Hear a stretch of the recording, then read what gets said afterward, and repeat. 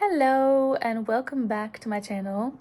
If you're new here, this is the Jaguar of Christ and this is a channel for consciousness healing. So here we talk about health sovereignty, health freedom, standing up for your health, advocating for your rights, and being a person who is patient-centric, meaning you are your greatest advocate. You are the one standing in the gap for your health freedom in a system that is not set up for your success.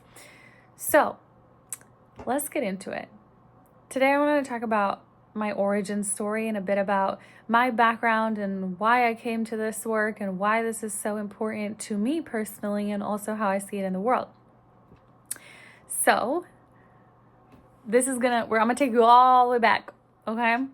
So basically, I started my life in the hood. That's where I grew up. I grew up in there's so many phrases we could use and terminology and all the sorts of things, right, these days, but economically disenfranchised neighborhood and community where everyone was working class and honestly pretty much hustling and struggling. And that also, that was a really diverse landscape. So there were a lot of families and there were a lot of people, such as my family, a lot of the families around us that were doing what they could and doing the best they could, given the resources available to them and what they knew at the time.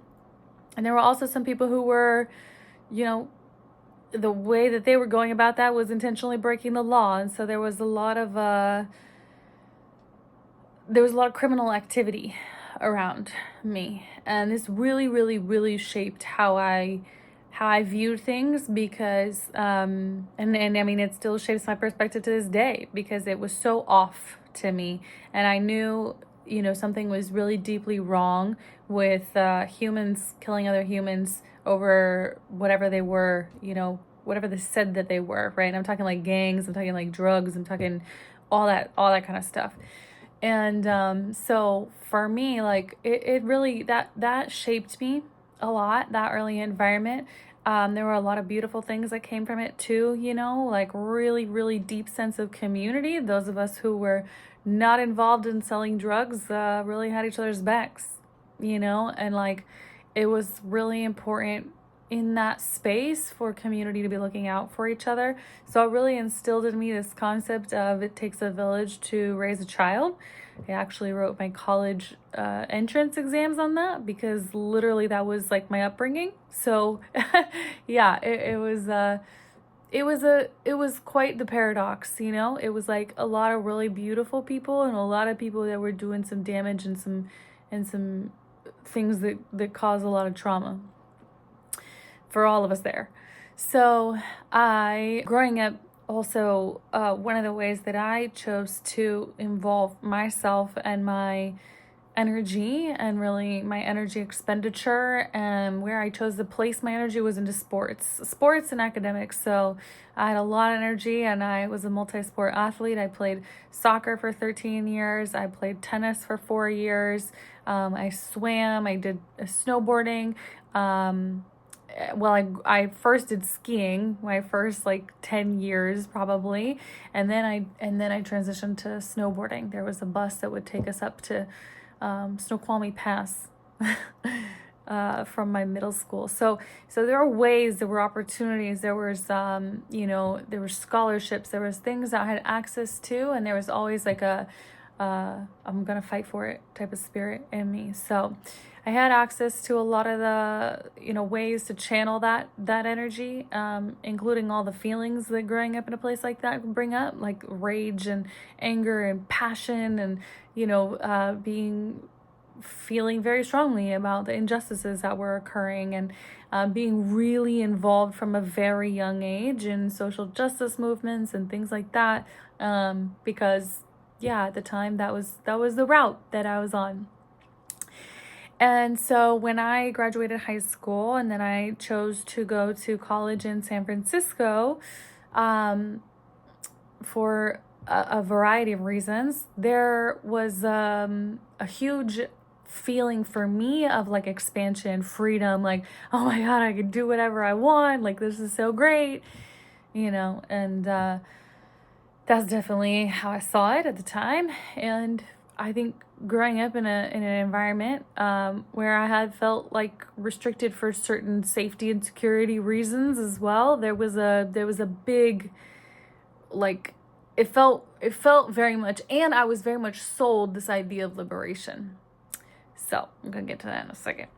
But basically, what came with that was a lot of hookup culture, partying culture. So that was very much like I was completely immersed in that for 4 years of college, and I didn't know any better, right? At the time, like, I thought this is normal and no big deal, and the amount of partying that was occurring was heavy, and so it was heavy drinking. And at the time, we didn't think of it as heavy drinking. We're like, this is what everybody's drinking, everybody's just getting blackout drunk, no big deal. It's like, I look back on it now and I'm like horrified.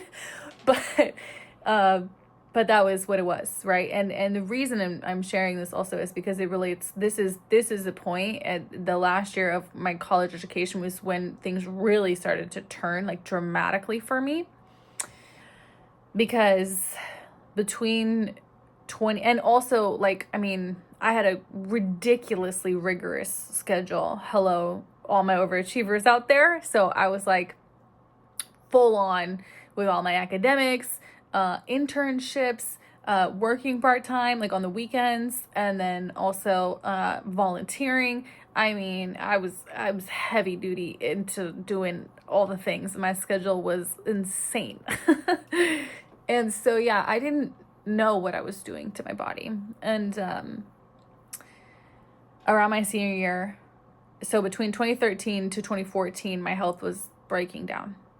And I was in the ER several times. Once was for a ruptured ovarian cyst, which burst while I was walking up a hill on the sidewalk to my apartment in downtown San Francisco. And I thought I might be actually dying. The pain was so extreme. So that, and then I had strep throat 11 times in 1 year, took antibiotics every single time, didn't know any different, didn't know any better. So, like, drinking heavily in between, rounds of antibiotics. I remember oh man, reflecting on it's crazy too, because I remember being like, oh, okay, the antibiotics are done, I can drink again, right? And none of us in college thought like, oh, this is alcoholism or anything like that, because the culture in college in the United States, very alcohol heavy and dominant. And so because we were in that space and it was so normalized, wow, the quantities of liquor that we were intaking were, I see them now as quite extreme, right? And so, yeah, that all happened. And then my, basically to finish out that year, there was a really particular binge drinking weekend, I would call it, visiting a girlfriend at her college. And I had appendicitis after that weekend, like directly, like on the drive home.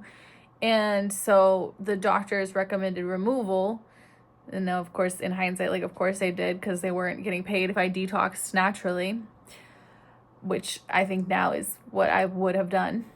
But that was a really big wake-up call for me, because I knew that the two were linked, and yet the doctors said absolutely nothing about it. Like, zero, nothing. It was just like surgery was the only option that they presented me with. And it's wild now, knowing what I know about the myriad of options that there are for healing, because I look and I'm like, wow, why did they didn't give me a single option? It was like, this is the route you're taking. And I think that happens a lot in the Western medical system. It's like, we know best and we know better than you and your body. And so this is, we're telling you this and you need to listen to us, right? It's not like a dialogue, and that drives me crazy to know it. So this is all really, really, really big, because this is like shit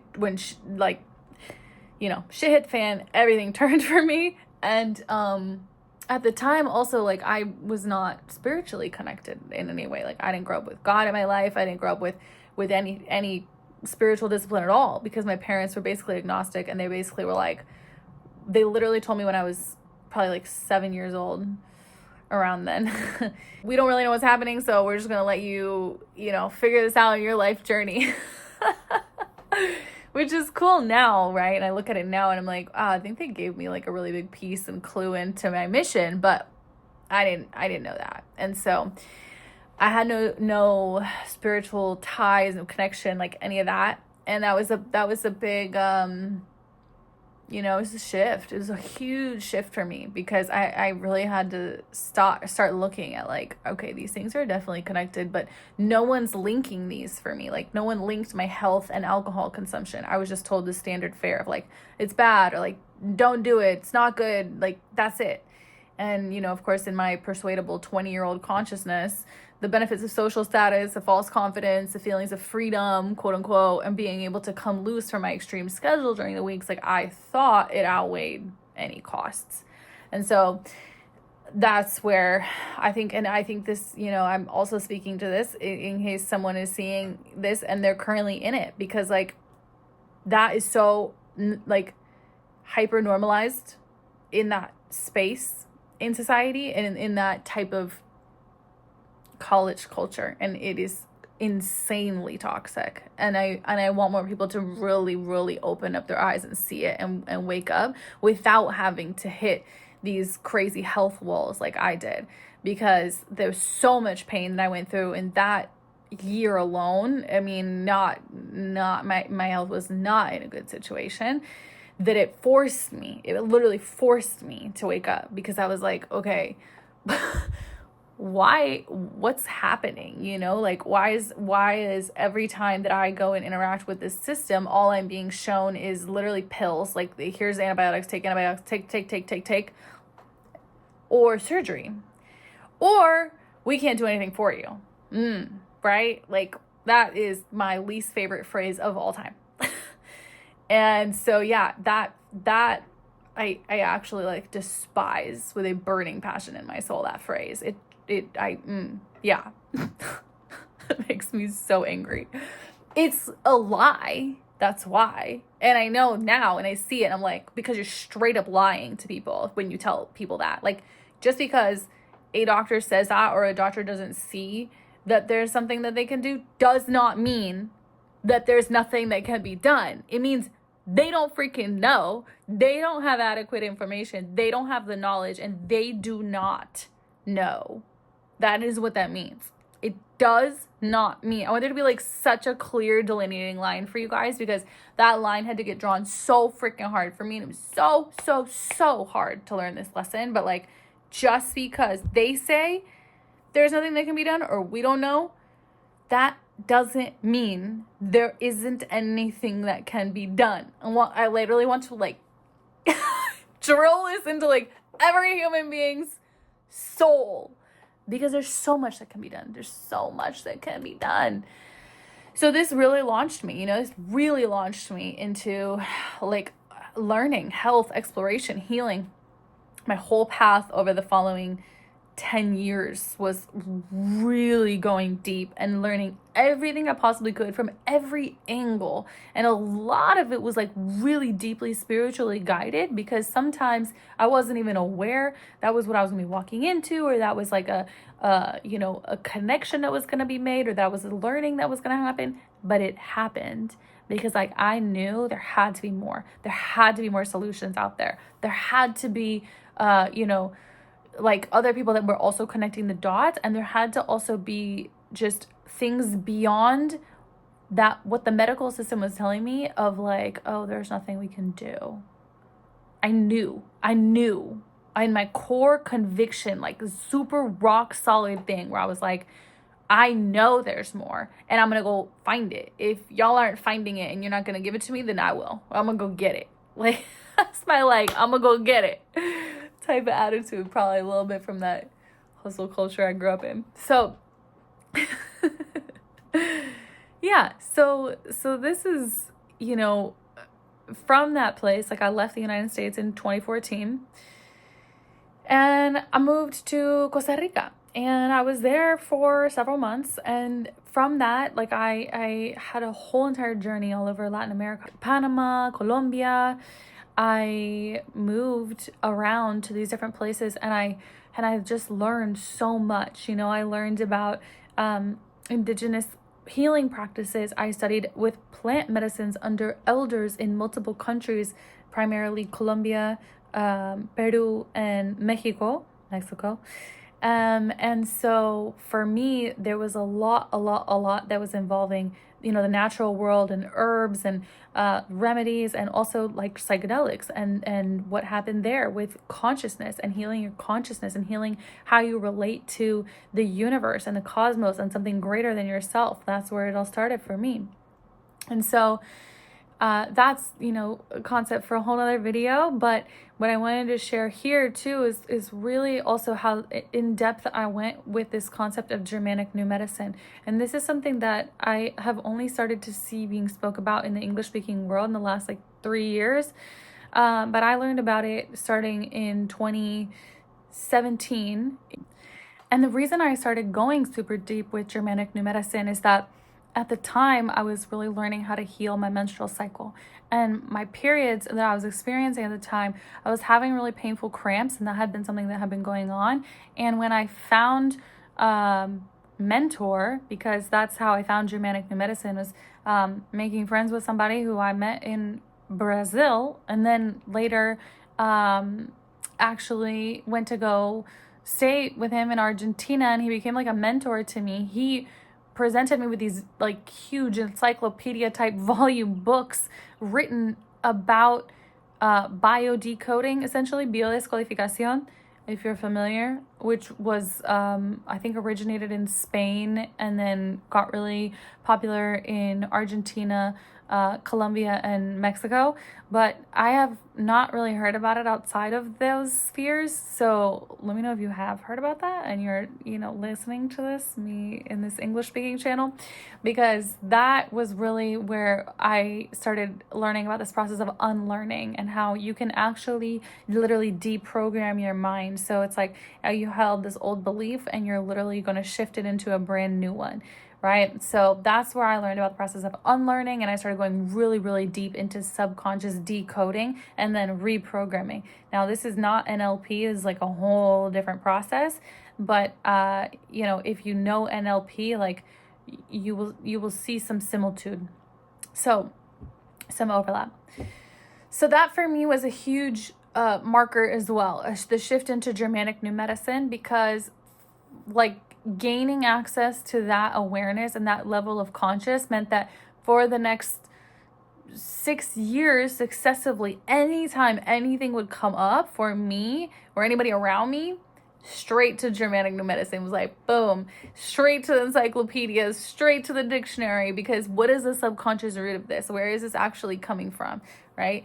So really, all of this combined is essential for me to be able to tell my story, because it really reshaped my entire frame. It reframes my whole paradigm. It cannot be overstated, because every single one of these things was a key, a contributor, right?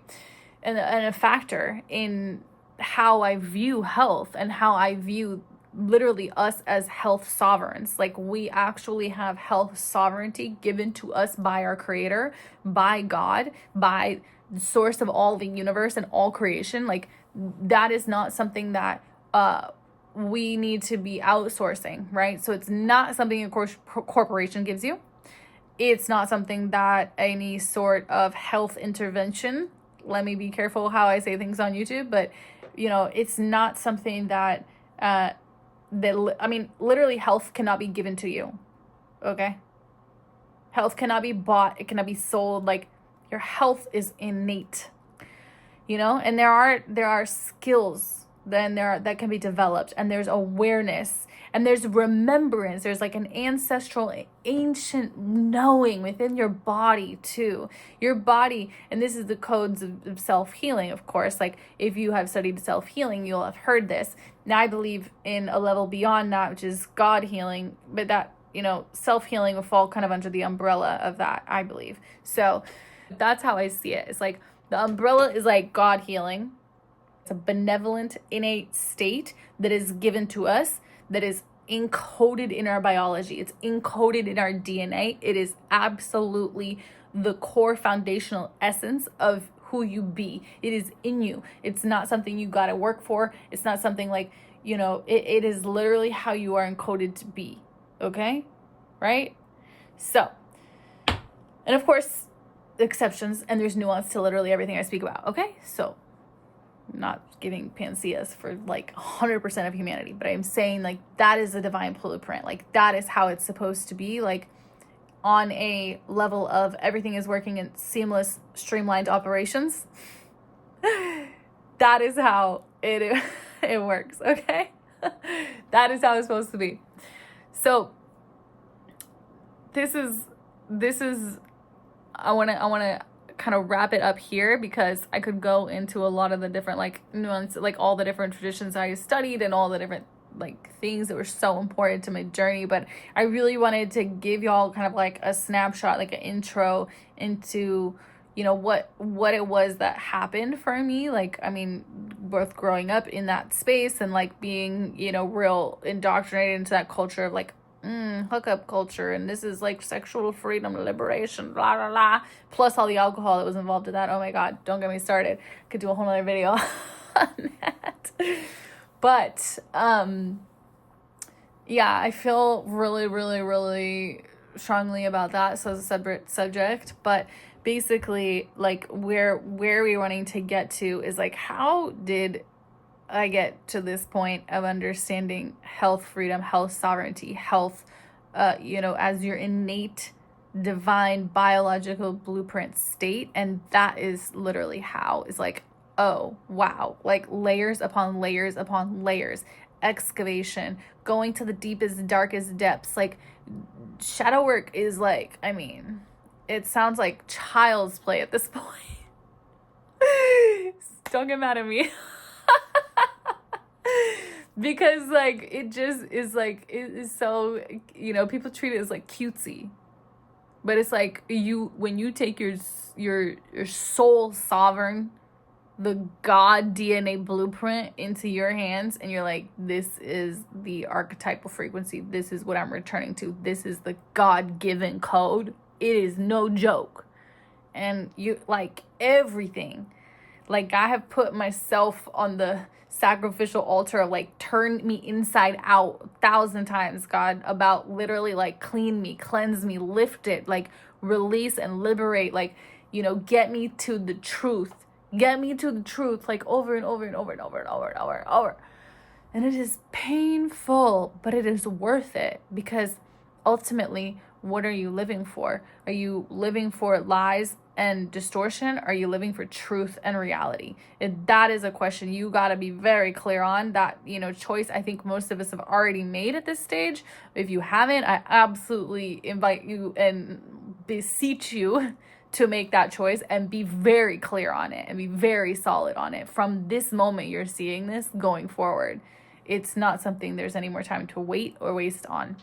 And so, yeah, this is literally why I have arrived at doing the work that I am doing, because our soul's missions depend upon our health. And when you don't have your health in order, right, like I was talking about 2013, 2014, when all that was breaking down, it's like, well, I was spending so much time trying to get that stuff in order and trying to, you know, heal, and like being sick from strep throat and all these different things. So there's a way in which you can receive a new blueprint that literally gives you a totally different roadmap, so that anytime whatever comes up, right, because things come up, like it's life and we're human, and so something comes up, you have a way and a framework to address it, so that you're not running straight to the old paradigm to access what pharmaceutical drugs or the surgeries or whatever, like the pills, like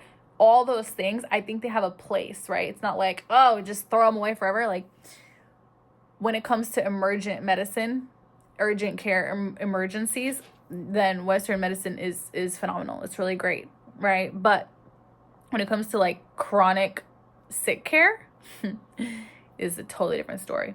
And so trusting the system in blanket style just because they're good at one thing but not at the other thing is a recipe for disaster, mi gente, disaster.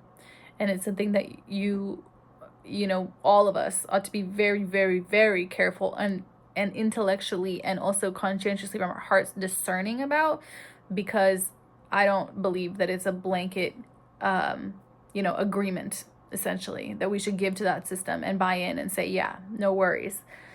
So I hope this has been helpful. Let me know in the comments what you've got from this, where you're at in your journey and stage. And of course, if you want further support and if this is something that you are ready to move on, like I want this blueprint, like I want the new framework, reach out to me in the comments or, send me a DM on Instagram, because that is where I'm checking and I will be looking for you. And I'm absolutely thrilled, more than happy to help install that new blueprint for you so that you can use it now. And not only now, but it also creates a generational legacy and ripple effect for you and your descendants, because it's something that they can use as well. And it's like an unlock code, because once you have it and once you see it, you can't unsee it. So God bless, Godspeed, love to you all.